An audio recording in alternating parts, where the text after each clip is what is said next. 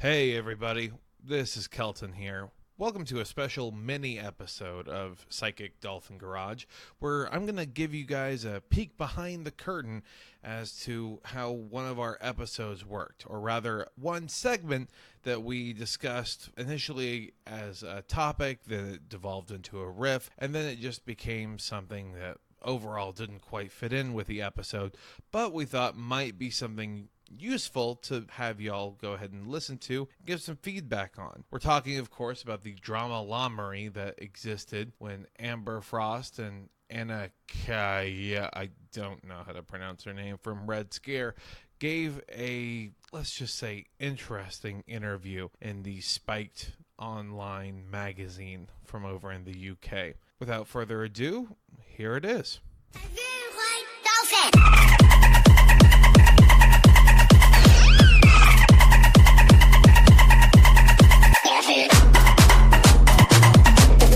Dolphin attack.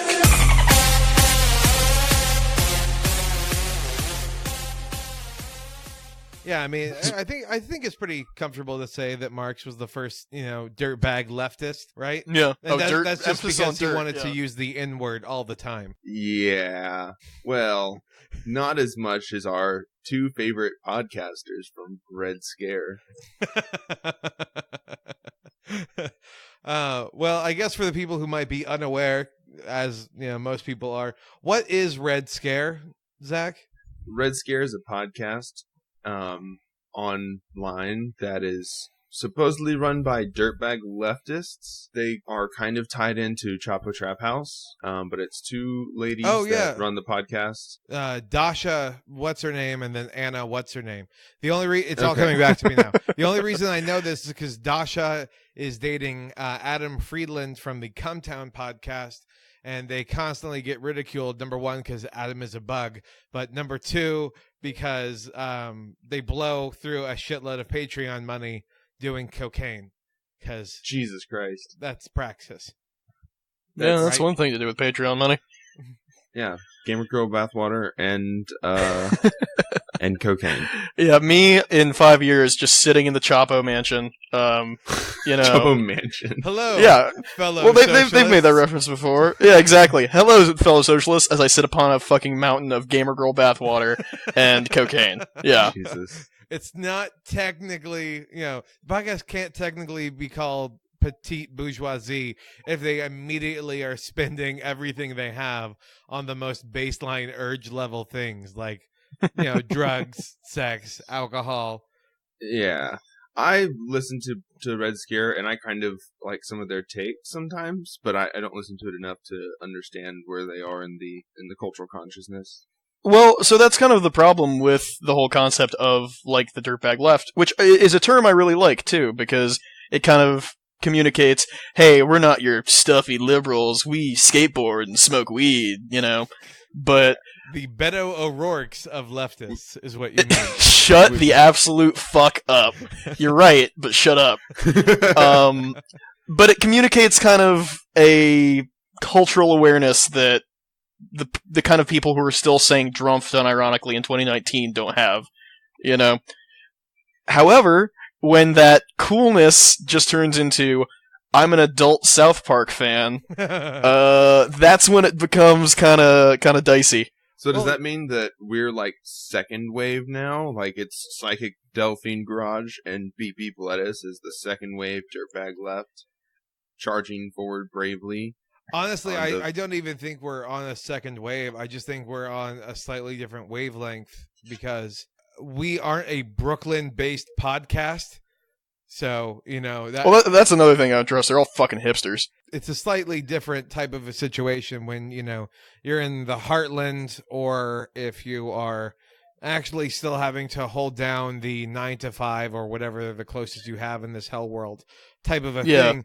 It keeps you slightly tethered versus it's a different kind of labor, but it's one that is slightly different if you are mostly a columnist or if you're a writer or if you are in the entertainment industry. It's a very different kind of tough day or rough day. It still has all of the same challenges, but to talk about then, I'm part of the working class. It's me and the people at the steel mill, and no, I don't really think that's the case anymore, Amber. So, as they're bashing on trying to say that they don't believe in identity politics anymore, and okay, well, we're no longer going to go high when they go low. We'll meet them in the trenches. But that doesn't mean you should throw marginalized people under the fucking bus, Correct. Like, there's no reason to fucking start dropping N-bombs for fun. Or, I mean, that's a fucking extreme example. No. But still, I slurring trans comrades. Yeah, shit like that, exactly. Well, it's like what is the point of this? Why are you defending this trash? And also the fact of, let's just be blunt. Now, this may not make us, oh no, we'll never be able to go on Chapo, ever. Oh no, boo fucking who. Yeah, that was since I was in fucking 5th grade, that was my life goal. Yeah. Since I was a lad. I want to be on the podcast people will forget about 5 years from now. Whoa, come on. Like the thing though is that if you are going to say, oh, okay, guess what? We're going to reject identity politics because we're this punk rock badass. We're going to use slurs. Haha. Again, adult South Park fan. You then can't have vulnerable sad girl type bullshit as you're detoxing and rehabbing your serotonin levels. Like, you're just being pathetic. You're playing a victim card.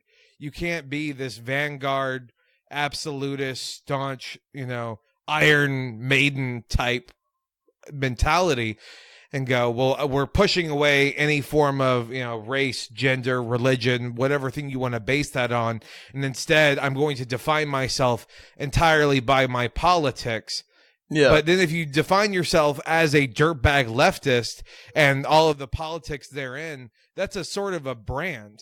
And if in this late era of, again, hell world capitalism, if you associate with a brand, that's no different than associating with a religion or a particular sect. You're falling into identity politics by claiming that you're a dirtbag leftist who rejects identity politics. Yeah, your identity just happens to be you've gone to a noise show and you're really cool with people using autistic as an insult. Yeah, I'm really into sad anime and listening to the Death Grips. Yeah, that's... Oh, hell yeah.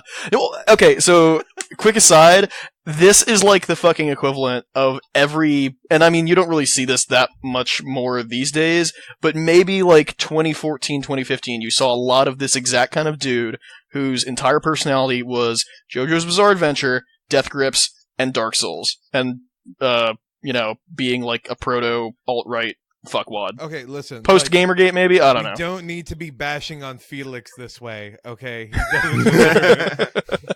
He did nothing wrong, okay? I'm not saying that Red Scare is like necessarily like a front runner of quote unquote dirtbag left or of leftist podcasting or a voice in, big leftist circles. Like, we all know that Chapo Trap House is like a massive focal point right now. But they are tied into not only those 12 hipsters in LA and New York City that all do crack cocaine together. Like, hell yeah. It's like that's one good thing about them. Yeah, it's like that trip circle that had like Timothy Leary, Ram Dass. I almost said Timothy McVeigh. Hell yeah. Way better trip circle. I'll fucking kill you. You what? Nothing, bro. Chill out. Okay. I got this book of diaries that you should read. Okay. All right. Yeah, no. Timothy Leary, Ram Dass, Alex, whatever his name is, Pykul and Tykul author. Yeah, all those people, like it's the same kind of thing where they all went their different ways and they're all kind of part of this culture. Like, they're also like a part of the culture, and so we either the culture has to reject them, the culture, quote unquote. I mean, Chapo Trap House 2 subreddit. Yeah. God, the subreddit too has been going fucking wild. But yeah, sorry. Yeah, that's where this all started.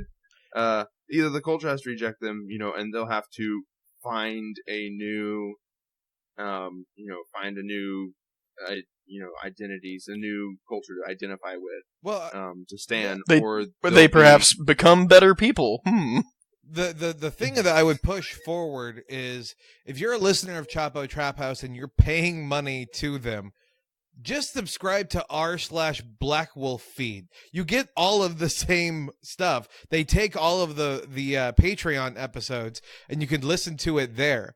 I mean, you just demonetize your support, because that's ultimately all that matters. You know, just pull your support from Red Scare. Can you imagine how many broke boy woke-ish leftist people are surviving off of ramen, but they feel good about themselves because they give $5 a month to Chapo, $5 a month to Red Scare, $5 a month to Cumtown, and My tithes, yeah. exactly.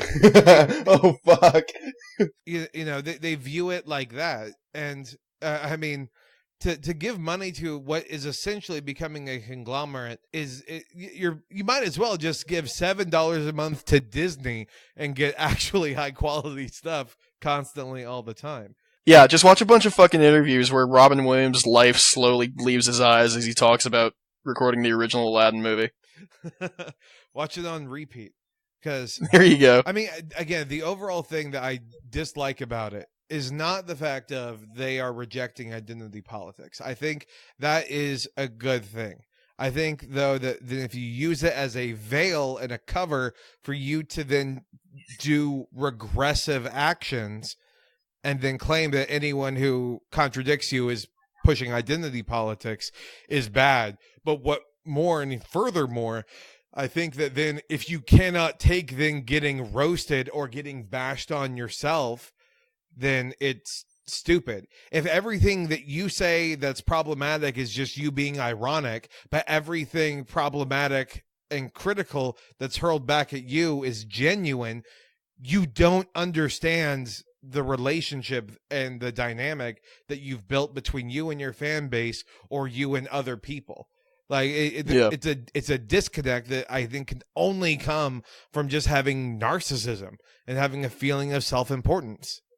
I think they're just reactionaries. Like, if that's their idea of rejecting quote-unquote identity politics and, like, trying to get towards more solidarity, then they misunderstand both identity politics and solidarity and what it means to reject either of those in order to accomplish different things. When was the last time you think that they went to a protest? Not them going to CPAC and doing drugs. That was funny. But like, when's the last time that they did something that had actual tangible praxis points? Fucking dude, I don't know. Were the Occupy protests? The last time they did praxis was 3 years before their podcast ever existed. Actually, yeah, that sounds about right. That sounds par for the course. No. Yeah, you get lazy. It's like, you know what? We gotta do something. We gotta reinvigorate ourselves, and we gotta really, make a difference in the world. Let's record a podcast. By the way, Bo, I do love how in your first episode you were like, you should get some controversy going on with other podcasts. I'm like, no.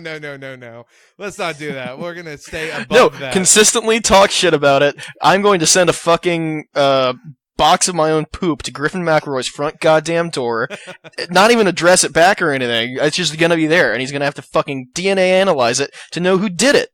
That's how I know he's committed to the bit. It's surprising that Bo's poo is already in the database, but of course it is. Come on. They're gonna DNA sample it. It's gonna be his cat that you ate and shit back out. Speaking of South Park, Jesus.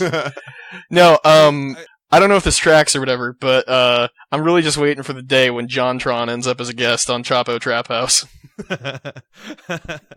That would be something. It's interesting because they kind of, on a scale of 1 to 10 in the global field of things, they're probably a 6 on, 0 being right winger, ultimate right winger, and 10 being ultimate, leftist. They're probably about like a 6, and so they pull people who are 4s and 5s, and then they get mad at people who are 7s and 8s. People have evolved beyond you now. Like, accept it, move on. It's good. It's good that they have informational stuff that they do bring up. It's bad that they can start trends like Orb Mother thoughtlessly. Listen, start a trend, and then it turns into its own thing. As the current leading Facebook group of the Marianne Williams world with 1.9 thousand members, we got a good orb thing going on here. So let's not bash on that too hard. Yeah, no, you either die like as the edgy leader of the free world, or you live to see yourself become the Joe Rogan podcast. Oh Jesus! I can really picture Chapo Trap House, new episode with PewDiePie. I don't know. It's a bad look when one of the Red Scare hosts says that, Antifa are the real fascists or whatever she actually said. That's some boomer shit. Yeah. And 100%. And then it's in the same weekly news cycle as when AOC and Joe Kennedy III go on that border patrol tour, and then you see what actual fascism or the closest thing therein might actually AEF, actually existing fascism. Yeah. Red Scare is just a right wing psyop. Again, I just want to know, when's the last time they went outside the Brooklyn bubble? And I'm not talking about like, oh, they went to the Midwest, like Milwaukee, and they went home or whatever. Like, when's the last time they went to a hotbed spot and actually tried to make a difference on a local level?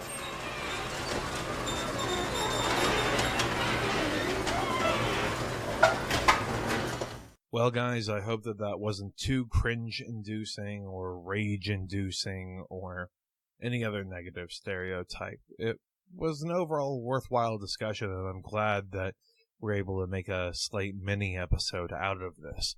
Overall, I guess the thesis point would be that no matter how you want to identify yourself, whether that be as a dirtbag leftist or whatever, you need to back it up with praxis. And additionally, you need to show some accountability for the vulgarity you produce. Otherwise, you're basically just the inverse of that SJW stereotype that exists in the heads of racist MAGA chuds that points at everything and finds something offensive and claims that, oh, this offends me and triggers me, blah, blah, blah, blah, blah. It's the inverse in the sense that it's some person pointing at all those things and claiming that that's identity politics.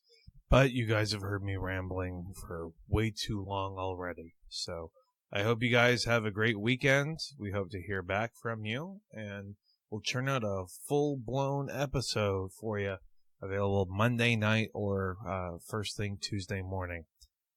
As always, deuces.